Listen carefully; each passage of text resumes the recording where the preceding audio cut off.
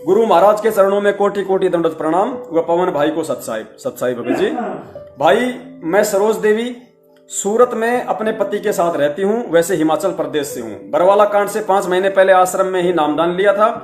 आप सत्सेवक भाइयों के लाइव प्रोग्राम के माध्यम से भगत समाज में एक नई जान सी आई है, वरना तरह तरह की शंकाओं से घिरे अनेकों भगत दूसरे पंथों की तरफ भाग रहे थे। भाई गुरुजी ने सत्संग में बताया कि भगत ने साल में एक बार पाठ अवश्य करवाना चाहिए, चाहे कितना ही निर्धन क्यों ना हो। दासी के पास लगभग 3 पाठ के पैसे मिलाकर लगभग 60,000 रुपए जमा हैं। मुझे उम्मीद ही नहीं बल्कि अपने भगत भाई पर पूरा विश्वास है कि आप इस शंका का समाधान जरूर करेंगे। सत साहिब। बहन जी, हमें पाठ और ज्योति के विषय में परमात्मा ने खुलकर अपने सत्संगों में, क्योंकि परमेश्वर अपना विधान अपने सत्संगों के माध्यम से ही बताता है। सत्संग ही परमात्मा का आदेश है। असली आदेश परमेश्वर का सत्संग ही है, क्योंकि परमेश्वर के सत्संग उनके विधान से एक्यूरेट मेल खाएंगे, कभी भी डगमग नहीं हो सकते। मुंह से बोल के परमात्मा कैसा भी आदेश देके आपकी परीक्षा ले सकता है, लेकिन अपने कर कमलों से उस परमात्मा ने उन पुस्तकों में जो लिख दिया वो उनका वास्तविक विधान है। तो परमेश्वर ने हमें एग्जाम्पल भी दिया, परमेश्वर ने हमें थ्योरी भी करके दिखाई, परमेश्वर ने हमें प्रैक्टिकल भी दिखाया। बहन जी, आप सतलोक आश्रम बरवाला से जुड़ी हुई हैं। आप जी स्वयं कह रही हैं कि मैं सतलोक आश्रम बरवाला में मैंने नाम लिया था बरवाला कांड से पहले। बहन, आपने कहा कि मैंने लगभग 3 महीने से पाठ के पैसे जमा कर रखे 60,000 रुपए। नहीं बहन, सतलोक आश्रम बरवाला में सतगुरु रामपाल जी महाराज जी ने पाठ और ज्योति की जो राशि निहित कर रखी थी, निर्धारित कर रखी थी, सतगुरुदेव जी ने ज्योति के 500 रुपये और पाठ के मात्र 7,000 रुपए निर्धारित कर रखे थे। इसके अलावा फिर बरवाला कांड हो गया। उसके बाद में इन मनवस लोगों ने, सतलोक आश्रम मैनेजमेंट वालों ने, इनकी जो हवस थी, जो दान की, पैसे की, क्योंकि आश्रम में ये लोग कितने हिसाब से रहा करते थे। राष्ट्रपति का बेटा भी वो शौक नहीं करता होगा, वो मौज मस्ती नहीं करता होगा जो ये लोग उस संगत के दान पे किया करते थे, जिसका प्रतिफल आज भगोड़े बन के घूम रहे हैं, क्योंकि संगत का पैसा था भाई, हराम का थोड़ी था। तो बहन, आपको अच्छे से पता है कि सतलोक आश्रम बरवाला में परमात्मा ने जेल जाने से पहले 500 रुपए ज्योति हवन के और 7,000 रुपए पाठ प्रकाश के फिक्स कर रखे थे। इसके अलावा यदि इन लोगों ने जेल जाने के बाद यदि 1100 रुपए ज्योति के किए और 15,000 रुपए पाठ के किए, फिर इन्होंने 1500 या 2100 रुपए ज्योति के और आज 21,000 रुपए इन लोगों ने पाठ प्रकाश के कर रखे हैं। भाई, हमें गुरुजी पाठ करने के बाद में लगभग 1 किलो के आसपास मिश्री का, खोपरे का, अखरोट का, बादाम का प्रसाद दिया करते थे। ठीक है, तो पुण्यात्मा मुझे यह बता दो कि 7,000 में वो परमात्मा बरवाला आश्रम में वही 1 किलो का प्रसाद दिया करता था। आज इन्होंने उसी पाठ प्रकाश को 21,000 का कर दिया, जबकि पुण्यात्मा इन 6 सालों में ना ही तो मिश्री का भाव बढ़ा, ना ही खोपरे का भाव बढ़ा, ना ही बादाम का भाव बढ़ा, ना ही अखरोट का भाव बढ़ा। अगर किसी चीज का भाव बढ़ा है तो इनकी अय्यासी का भाव बढ़ा है। इनकी जो हवस है, जो माया प्राप्ति की, उसका भाव बढ़ा है। इनकी जो तरह की जो रंग रैलियां करने की जो आदतें पड़ी हुई थी इन लोगों की, पैसा अनाप शनाप तरीके से दान का खर्च करने की जो इनकी आदत पड़ी हुई थी, उसके भाव बढ़े हैं। परमात्मा की तरफ से कोई भाव नहीं बढ़े बहन जी। और दूसरी बात बहन जी, ध्यान रखना, हम परमात्मा के विधान पे चलेंगे, क्योंकि परमात्मा प्रैक्टिकल करके दिखाता है। परमात्मा प्रैक्टिकल करके दिखाता है, और बरवाला आश्रम में परमात्मा ने प्रैक्टिकल करके दिखाया था। ज्योति और पाठ का पैसा, ध्यान रखना बहन, जितने भी भगत भाई सुन रहे हैं जो बरवाला आश्रम से जुड़े हुए हैं, जिन्होंने नाम दीक्षा 2014 से पहले ली थी, उन सबको पता है सतलोक आश्रम बरवाला में ज्योति और पाठ का पैसा सतगुरुदेव जी के हाथों में दिया जाता था, किसी और को नहीं दिया जाता था। पुण्यात्माओं, विचार कर लेना, दान का पैसा लोग दान पेटी में डाल देते थे, लेकिन ज्योति और पाठ का पैसा स्पेशली गुरु जी के हाथों में दिया जाता था। क्योंकि जब हम सत्संग के बाद में गुरुदेव के दर्शन करने के लिए जाते थे, तो गुरुदेव ने दर्शन स्थल पे दीवारों पे मोटे मोटे अक्षरों में बैनर लगवा रखे थे, और उन बैनरों में लिखा हुआ था कि ज्योति और पाठ का पैसा सतगुरुदेव जी के हाथ में ही देवें। ये परमात्मा की तरफ से आदेश था, एक इशारा था। और सबको पता है कि ज्योति और पाठ का पैसा चाहे अगर कोई किस्तों में भी दे रहा है, गुरु जी को यदि हर महीने 1000 करके दे रहा है, 500 करके दे रहा है, तो वो भगत वहां से सेवादारों से अपनी पर्ची बनवा लेता था, लेकिन पैसा गुरु जी के हाथों में ही दिया करता था। पुण्यात्माओं, जब दान का पैसा हम दान पेटी में डालते थे, तो गुरुजी ज्योति और पाठ का पैसा भी दान पेटी में डालने के लिए बोल सकते थे, लेकिन ऐसा उन्होंने नहीं किया। इसके 2 ही कारण हो सकते हैं। पुण्यात्मा, विचार करना, इसके 2 ही कारण थे। या तो ज्योति और पाठ का पैसा यदि सतगुरु अपने हाथों में लेता था, तो इसका पहला रीजन ये है कि ज्योति और पाठ का पैसा जब तक एक भगत अपने सतगुरुदेव जी के हाथों में नहीं देगा, क्योंकि परमात्मा ने हमें जेल जाने से पहले प्रैक्टिकल करके दिखाया है, या तो भगत ज्योति और पाठ का पैसा सतगुरुदेव जी के हाथ में देगा तो ही वो पैसा सफल होगा, वो ज्योति और पाठ सफल होगा और उसके प्रतिफल में परमात्मा उसको लाभ देंगे। पहला रीजन तो इसका ये कि या तो ज्योति और पाठ का पैसा सतगुरुदेव जी के हाथों में देने से ही सफल होता है, और दूसरा रीजन ये हो सकता है गुरुदेव के द्वारा अपने हाथ में पैसे लेने का कि ज्योति और पाठ का पैसा मोटी रकम होती थी, 1000 500 के नोट होते थे, और उन पैसों का सतलोक आश्रम मैनेजमेंट हरियाणा के मनवस लोग दुरुपयोग किया करते थे, जिस कारण से गुरुजी ने वो पैसा अपने हाथ में लेना शुरू किया।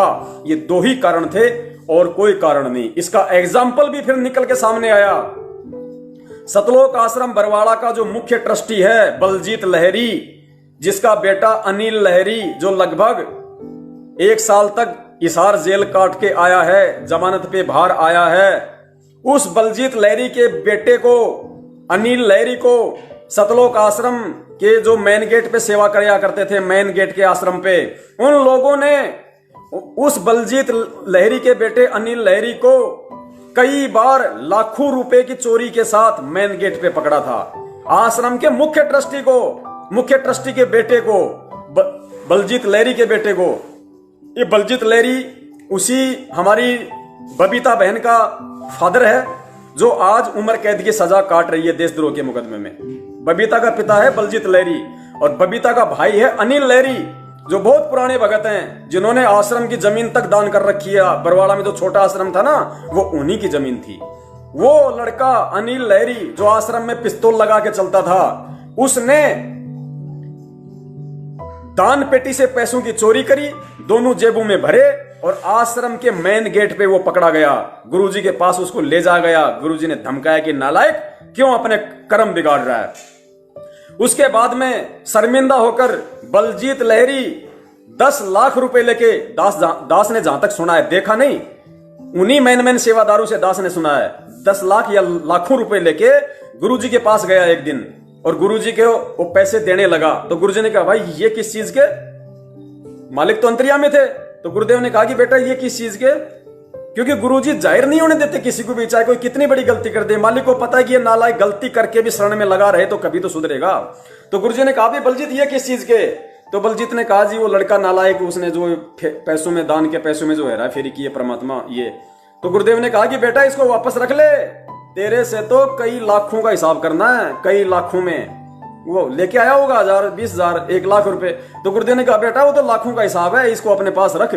तो पुण्यात्माओं, इसलिए वो परमात्मा ज्योति और पाठ के पैसे अपने हाथ में लिया करता था। इसलिए तो पुण्यात्माओं विचार करो, आज वही तो सतलोक आश्रम मैनेजमेंट हरियाणा है, वही तो ठग लोग हैं जो आश्रम में चोरी करते थे, ठगी किया करते थे, जिनकी वजह से गुरुजी ज्योति और पाठ का पैसा अपने हाथों में लेना उन्होंने शुरू कर दिया था। कि ये पुण्यात्माओं की नेक कमाई है और ये विधान है परमात्मा का कि भगत के द्वारा दिया गया दान का यदि एक एक पैसा सही तरीके से दान में नहीं लगेगा तो भगत को उसका प्रतिफल नहीं मिलेगा। अगर उल्टे काम में लगा तो उल्टा फल मिलेगा और सही काम में लगा तो सही फल मिलेगा। इसलिए परमात्मा वो पैसा अपने हाथों में लिया करते थे। और परमात्मा यदि एक बार अपने हाथ में पैसा ले ले तो भगत का तो सही जगह दान पहुंच गया। उस पैसे का यदि बाद में कोई दुरुपयोग करता है तो भगत को उसका जो है भोग नहीं भोगना पड़ेगा, भगत को अच्छा ही प्रतिफल मिलेगा। परमात्मा को पैसा देने के बाद उस पैसे का यदि कोई आदमी दुरुपयोग करता है तो फिर उस भगत को कोई नुकसान नहीं है। तो पुण्यात्माओं, आज वही तो ठग है संगत में, वही तो सतलोक आश्रम मैनेजमेंट हरियाणा है, वही तो ये कोऑर्डिनेटर हैं, वही तो ये नामदान संचालक बैठे हैं। भाई इसकी बैटरी ओडी डिस लगाओ, हाँ इसका लगाओ चार्जर। तो पुण्यात्माओं, वही तो सतलोक आश्रम मैनेजमेंट हरियाणा है जो आज जगह जगह ये फर्जी नामदान केंद्र खोलकर, ये दुकानें खोलकर बैठा हुआ है। अरे वही तो स्टेट कोऑर्डिनेटर बने हुए हैं जो आश्रम में स्टेट कोऑर्डिनेटर बने हुए थे। और वही ठगा संगत को ज्योति और पाठ का गुरुजी का आदेश बता बताकर पिछले 6 साल से अरबों रुपए खा गए संगत का। और इसीलिए आज संगत की दुर्गतियां हो रही हैं। गुरुजी के दर्शन करने जाते हैं, बस की बस पलटी खा रही है, 13 लोग मर रहे हैं जिनकी गर्दन कट रही है एक्सीडेंट में। भगवान के बच्चों की ऐसी दुर्गति से मौत नहीं होती, फांसी खा के भगवान के बच्चे मर रहे हैं, ट्रेन के नीचे आके गुरुजी के भगत मर रहे हैं। जगत में ऐसाई हो रही है। क्यों? क्योंकि तुम्हारे दान का दुरुपयोग हो रहा है। जानबूझ के तुम अपने कुकर्म, तुम अपने ये कर्म बिगाड़ रहे हो। जानबूझ के तुम कुपात्रों के हाथों में पैसा दे रहे हो, सिर्फ सत्संगों के अभाव में, सिर्फ अपने भगत भाइयों की बातों पे विचार ना करने के कारण।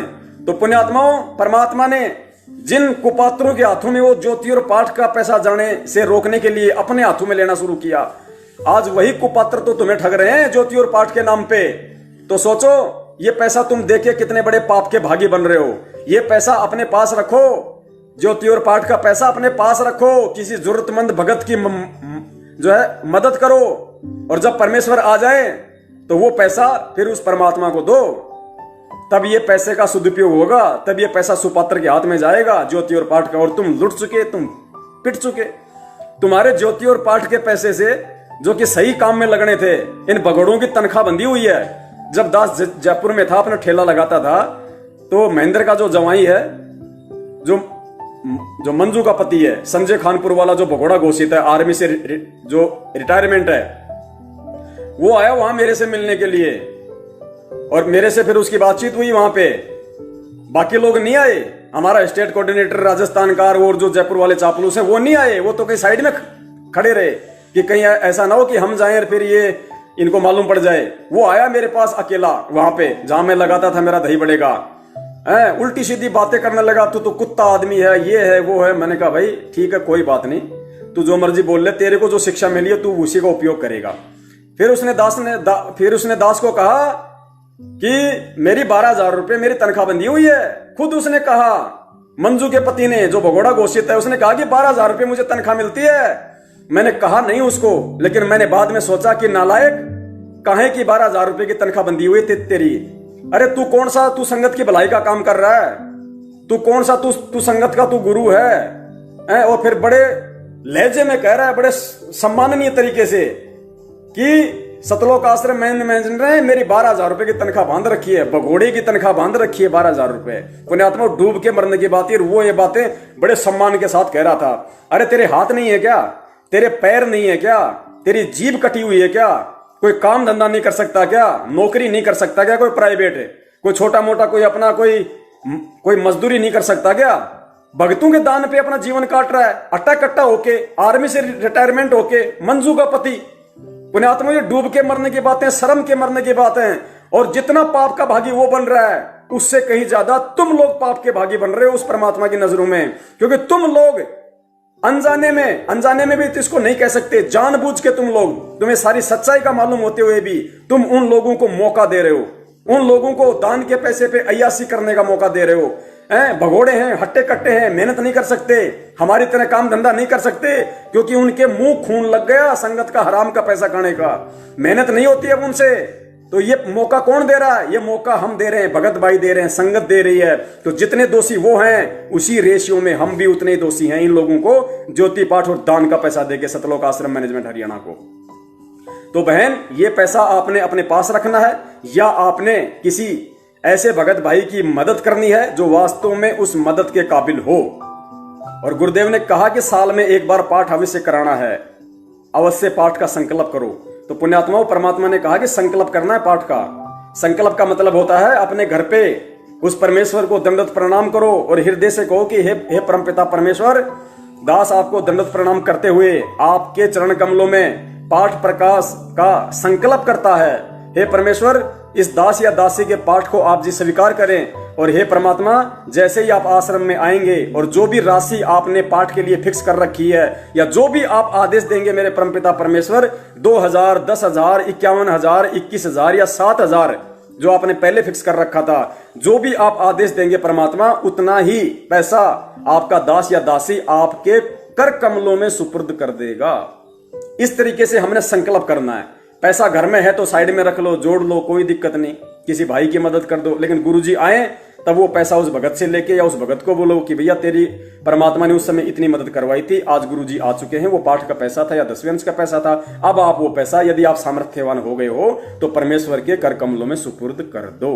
इस तरीके से आप वर्तमान में गुरुदेव के ज्ञान आधार अनुसार अपने दान का सदुपयोग कर सकते हैं। वरना तुम्हारे तो कर्म फूटे फूटेंगे, उनके तो फूटे फूटेंगे, पीछे तुम भी नहीं रहोगे। तो पुण्यात्माओं, ये सारी बातें हैं, परमेश्वर दया करें।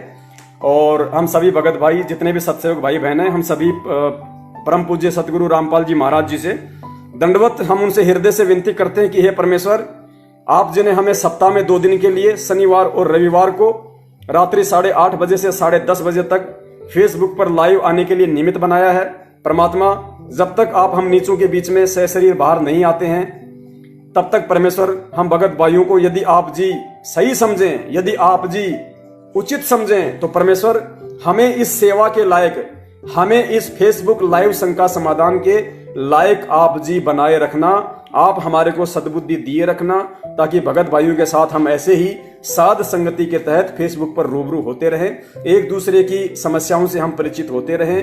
क्या पता दास की समस्या को कोई और भाई सोल्व कर दे आपके ज्ञान आधार से, और किसी और भगत भाई की समस्या को आप हम जैसे नीचों से आप ही के ज्ञान आधार से सोल्व करवा दो। तो परमेश्वर हम कुत्तों को, हम नीचों को अपनी रहम के, अपनी सेवा के काबिल बनाए रखना ताकि परमेश्वर हम सेवा के लायक तो नहीं है परमात्मा, क्योंकि हम 2 कौड़ी के जीवों की क्या औकात, लेकिन परमेश्वर जब आप जी ने एक भैंसाराम के पीठ पे हाथ मार के और हिंदी में वेद मंत्र बुला के फिर उनका शुद्ध हिंदी में सरलार्थ करवा के और उन तोताद्री शहर के पंडों को सुनवा दिया और उस भैंसाराम की सेवा बना दी, हो सकता है अगले जन्म में या किसी जन्म में आपने फिर को, क्योंकि जिस भैंसे को आपने परमात्मा निमित्त बनाया वो भैंसा भी कोई साधारण प्राणी नहीं था, उसको भी क्या पता मेरी तरह मानव जन्म दे दिया होगा परमात्मा, आपने अपने शरण में ले लिया होगा, वरना लाखों करोड़ों जीव जंतु हैं इस दुनिया में, आपने उसी भैंसे को क्यों चुना?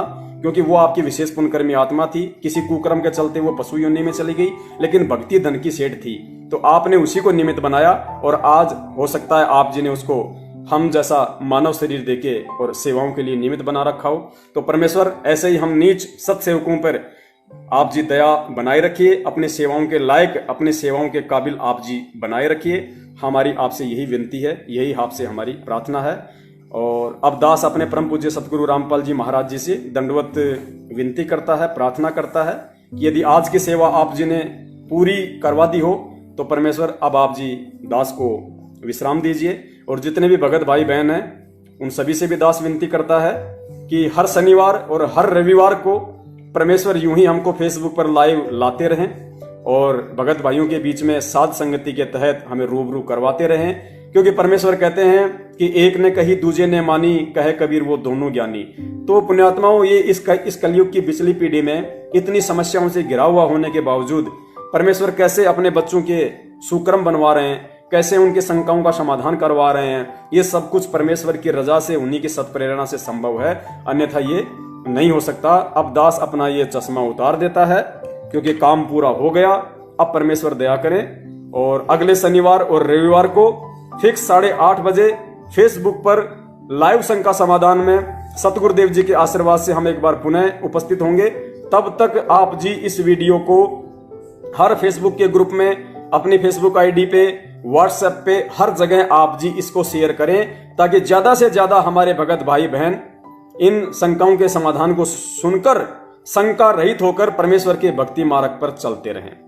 और इन 5 दिनों में, अगले 5 दिनों में जो भी हमारे पास कोई शंका किसी भगत भाई बहन की आएगी तो परमेश्वर फिर उनको इकट्ठा करवाएंगे, उनकी शंकाओं के समाधान के लिए परमेश्वर के सत्संगों का चयन करवाएंगे। हम खोजेंगे सभी भगत भाई मिलकर ताकि उनकी शंकाओं का यथार्थ समाधान हो सके और वो निसंशय होकर, शंका रहित होकर परमेश्वर के सत भक्ति मार्ग पर श्रद्धा, विश्वास और अटल विश्वास के साथ में चलते रहें। तब तक के लिए आप सभी सत्सेवक भाई बहनों का मुझ 2 कौड़ी के नीच तुच्छ प्राणी पवन दास का सत साहिब जय हो। बंदी छोड़ सतगुरु रामपाल जी महाराज की जय हो। सत साहिब।